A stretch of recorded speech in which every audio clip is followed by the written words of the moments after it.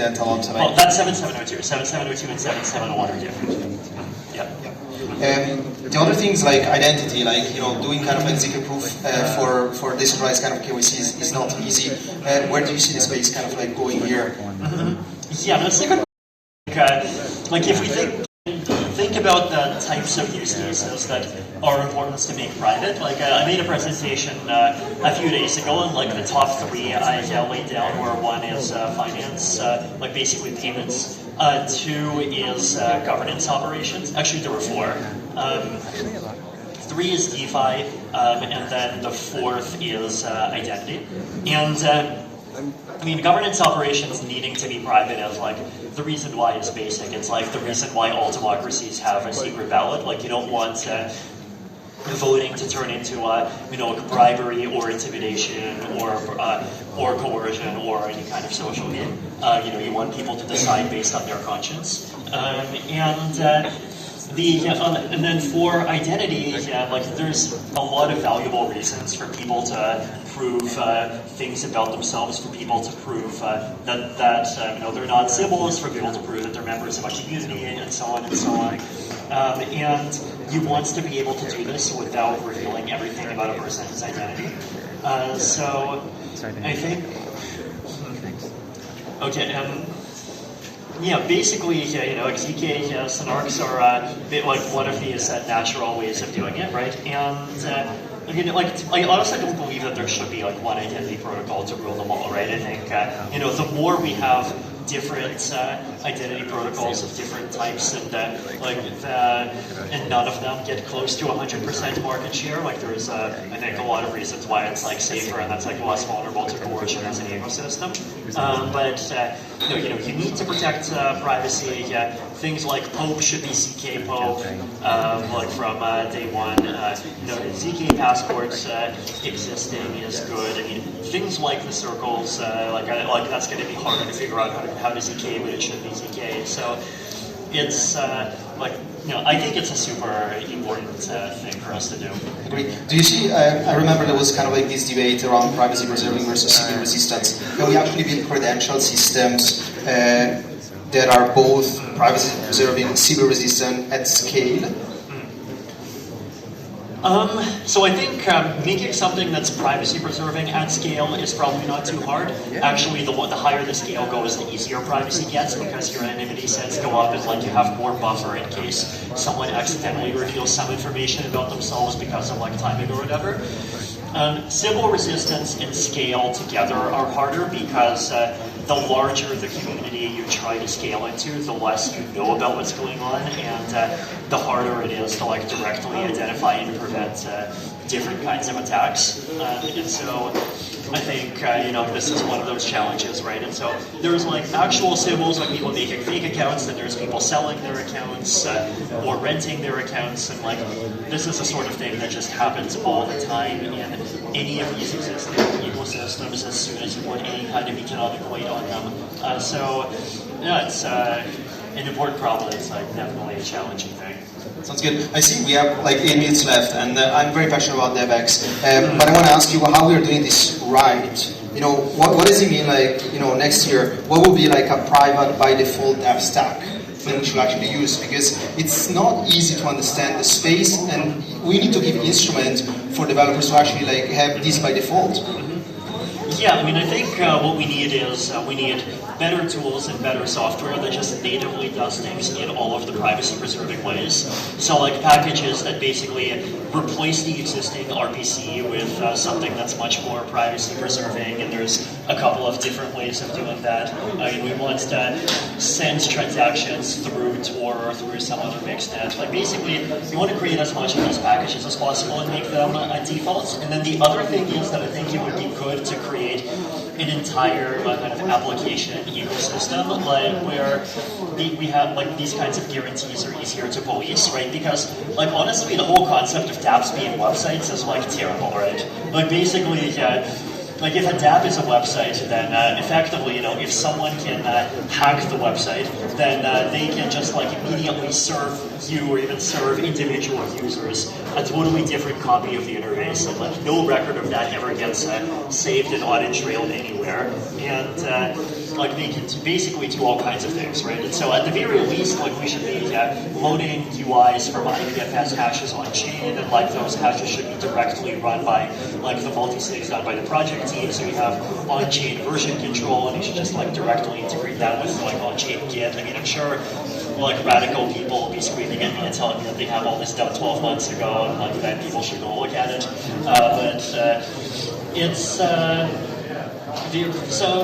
But then on top of that, right, like JavaScript, like all of these environments, I mean, they do a lot of sandboxing, which is like good. There's a lot that we should be grateful for, but then there's a lot of sandboxing that they don't do, and like we should seriously explore creating like environments for applications that are even more restrictive.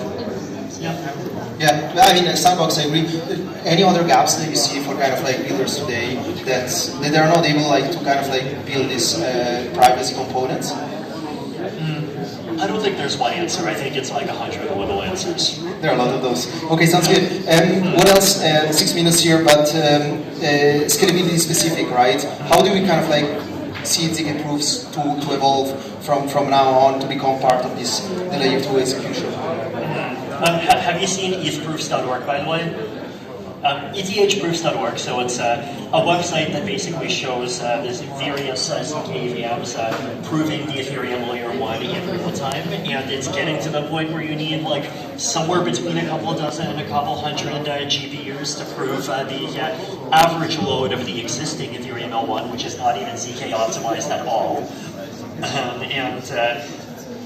Basically, it's like getting close to the point where it can actually happen, and so I think we're going to start seeing at least like clients that depend on it at least as a minority thing, and then people will get more comfortable with it over time as the safety of it increases. So I think it's a very exciting thing, and I think like that exact same research will also improve scale for L2s and security for L2s and lockstep. Makes sense. Do you believe in like more general purpose ZK VM, or it's more domain specific ZK apps? I think for L1 obviously has to be general purpose. I think for L2 the application specific of L2 is a very underrated category. Sounds good. What are the questions that you wish I would ask you right now that you think are not debated enough? Wow, that's a challenging question. I don't know. I mean, I'm trying to think.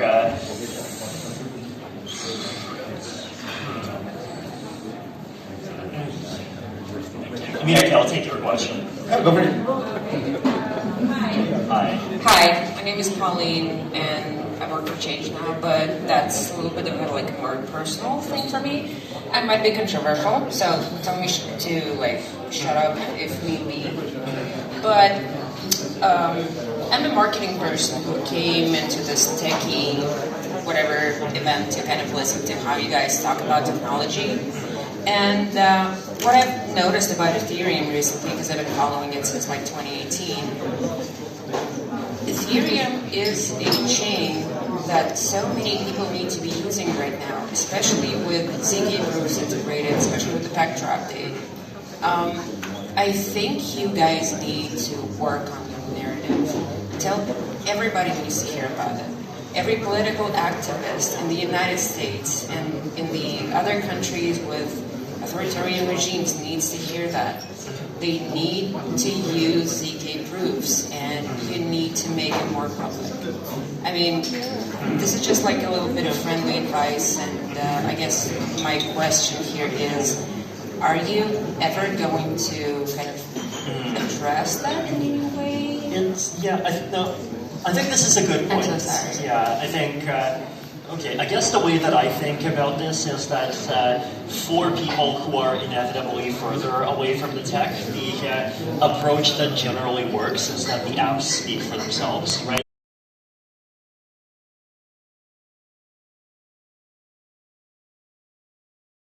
That like I would actually feel comfortable recommending it to someone that actually like has very high levels of safety needs, right?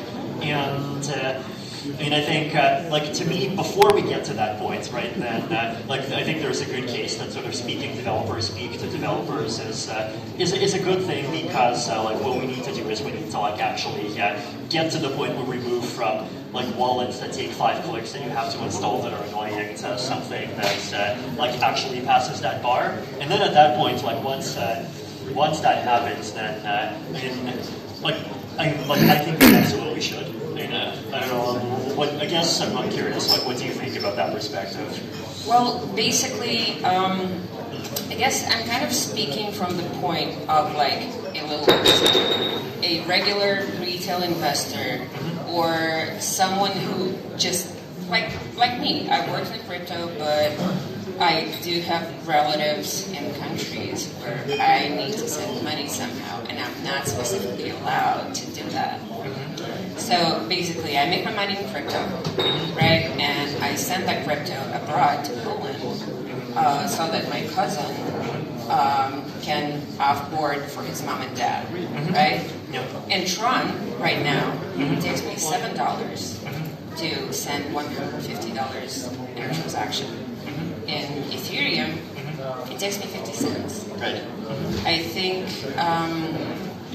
there is a little bit, like, I'm going to say a little bit of criticism. Please don't take it harshly, right? I think you guys need to advertise that more. Like, talk about it. What the hell? Justin's son right now, he is cashing in so hard on his Tron transactions. He's saying that like Tron is the best blockchain for stablecoin transactions. Ethereum is right now. It is. What the hell?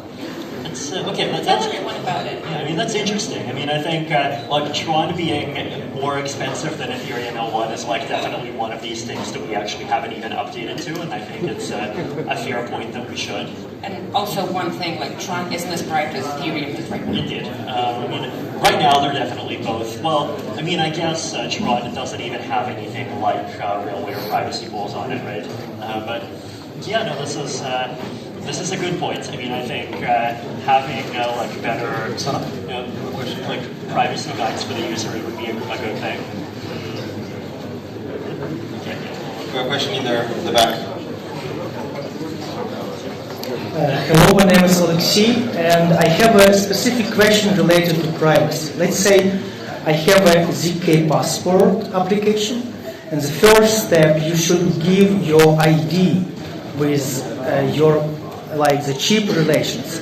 Let's say it's probably someone take a photo of my ID while I was not paying attention to my document at this place. What should I do if I would like to make sure that no one takes my ID to verify the ZK passport? Okay, so the way ZK passport verification works today, right, is it works through NFC, right? So taking a photo does not help with anything. Like, you actually have to have the passport like within 20 centimeters of the phone that's doing the operation, right? But obviously, someone still potentially could get within 20 centimeters of your passport, right? So I think this is a good point. And I think there are unsolved problems here, like basically in terms of how to do revocation, right? Like the simplest thing, of course, is that like if you have if you still have the passport, like you should be able to like reclaim the ID, even if it was taken by someone else, right? And then for them to like actually grab it, they'd have to like actually grab your passport. And then the next step is basically figuring out some way to like have that identity persist through like passport reissuance. And my understanding is that that's not technically possible for passports, but it is technically possible for a lot of national IDs that are compatible with the later cryptographic standards. So, yeah, like we definitely don't want, I think, a world where like your passport basically becomes like a worse version of a hardware wallet, right? But no, there are like you want to think like at least one of the roots of trust like to be the actual issuer of the passport. Like definitely not the sole root of trust, right? I think we should be moving toward some kind of like plural identity, and passport being like one of n, like circles being one of n. I mean, I think even like Morphoid being part of one of n is fine, right? Like the important thing is the pluralism is the ideal thing, right? But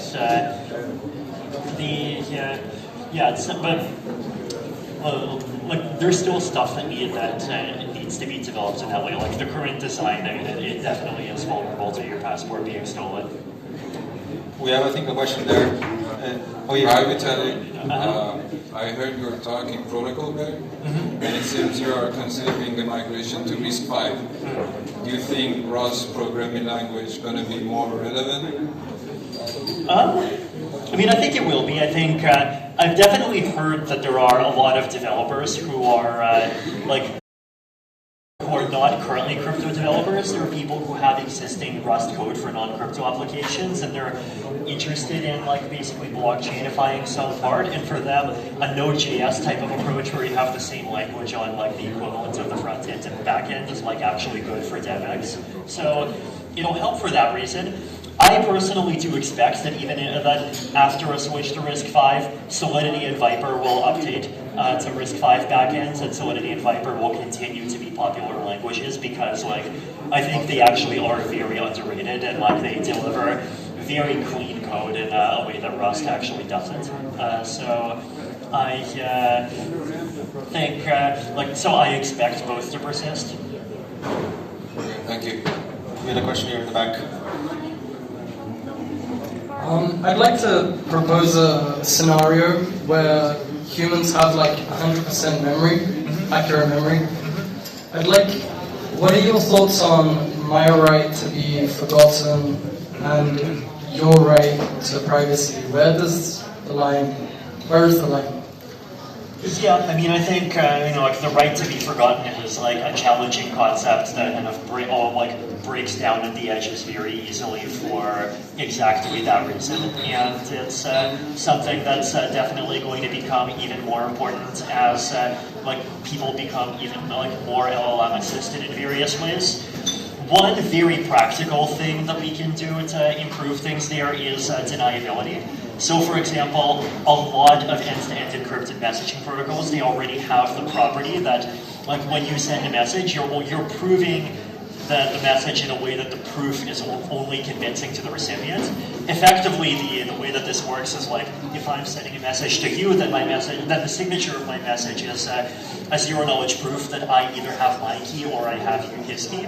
And so, that proof is convincing to Francesco because he knows that he did not sign the message, but then, Francesco also has the ability to forge whatever he wants. And, I remember there was a developer of one of these that intentionally, designed the UIs to make forging incredibly easy. In order to reduce the trustability of of those kinds of interactions. So, deniability is the one direction we can do to try to get more kind of practical sort of. I mean, you could call it forgettability, or you could call it kind of the thing electronic things that you do not escaping their intended context. But I mean, even beyond that, I definitely think we should start by acknowledging that it's a hard problem. I saw a question here. No? Someone has a question? Hi, can I? Very back. Hi. Yeah. Hi, great to be here. I wanted to ask something about fraud.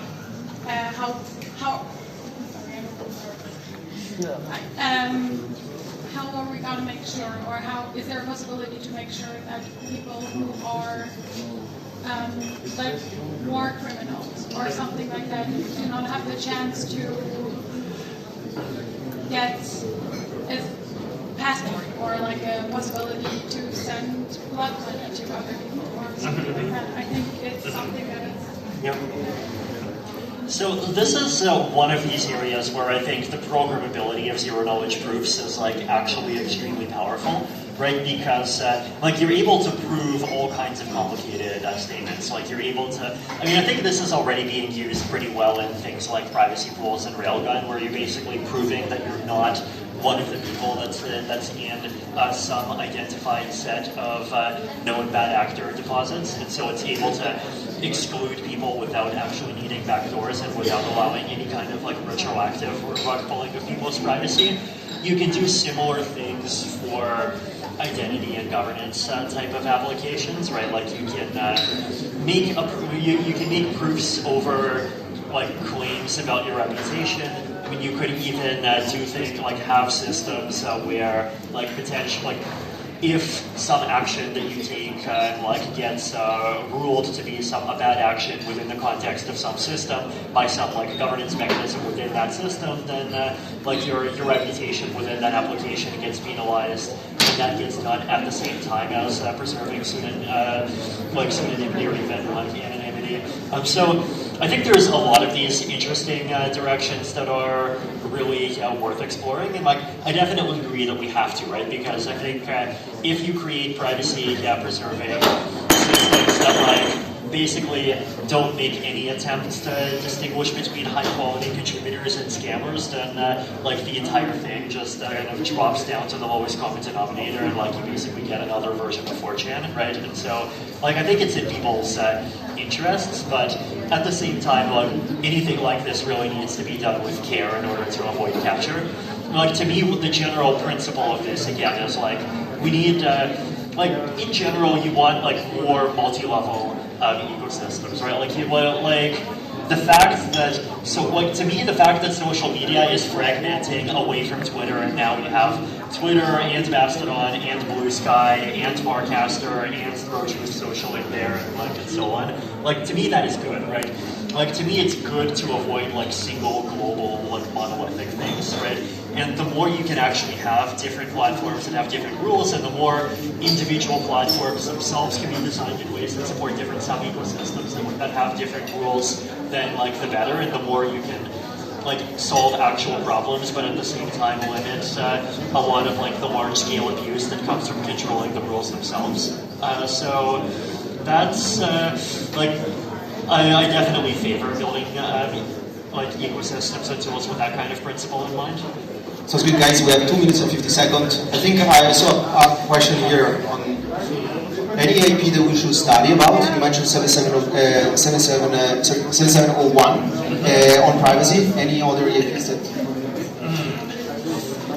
Okay, let me think about this. So, 7701 for account abstraction is important. Another thing that's okay. So I think replacing the state tree, so replacing it with Poseidon or some like hash-friendly or Start-friendly function is important. And also, I think Eton has an EIP, I forget the number, to do the same with receipts. And the reason why this is important is because then, like, first of all, it's good for scale, but also it enables client-side proving. And if you enable client-side proving, then that enables applications that let you prove over parts of the Ethereum in1 state in a privacy-preserving manner. And that's like a really powerful capability for applications to have. It's good for things like identity as well. So, like you actually would be able to turn the existing poke into a ZK poke. So, I think those are good. Another thing to look at some point. I mean, honestly, like most things are not EIPs. They're kind of node layer things. They're or like RPC layer, or transaction sending layer things. But I mean, yeah, as far as EIPs go, I would start with those two. Last question here. Hi, Vitalik. Thank you, Francesca, for this great panel. My question is basically, how do you foresee these institutions, government, banks, etc., utilize ZK in the future? Will it be more like app-specific chain, or will they build on Ethereum? So that's basically my question. Yeah, I mean, I think we'll see some of both, right? I think we see even institutions being interested in building on Ethereum L1. I think we'll see apps, I mean, like app chains will exist and app chains will grow, right? I think like there is a space that needs much more scale than what L1 can offer, and to me, like consortium chains were the bad version of enterprise blockchain because they basically delivered like both too much decentralization to be convenient and not enough decentralization to actually give people the underlying goals of decentralization. And I think L2s that settle on L1 are like the more correct middle point for a lot of those things. I think those being application specific also makes a lot of sense. Awesome. The fact that everybody has so many questions, it makes me kind of like emotional. It means that it's actually like received well. Guys, thank you so much. Thank you so much, Vitalik. Big round of applause.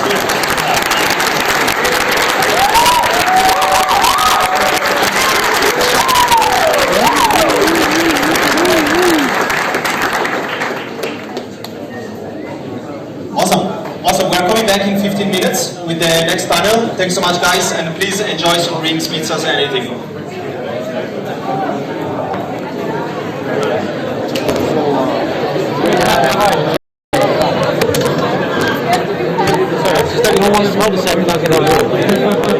Excuse me, boys.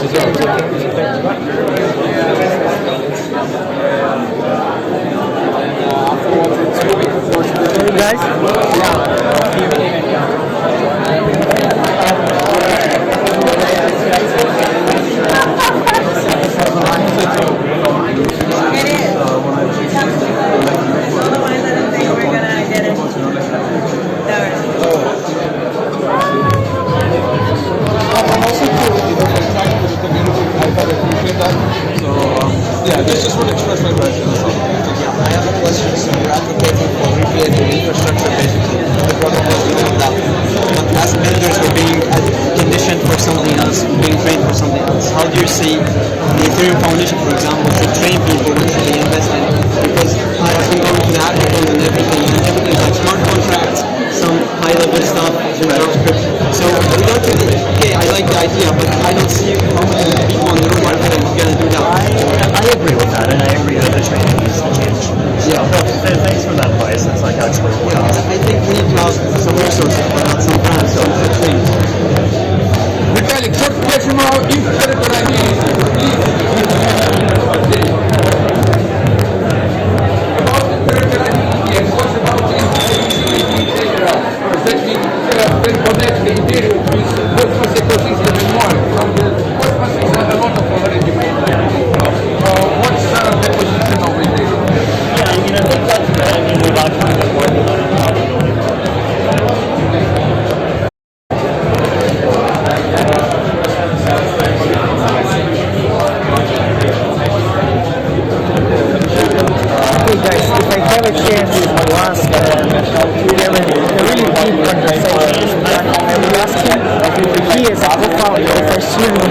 how he would validate the value of contribution based on beef with artificial intelligence score evaluation for the score of contribution, each commit or what.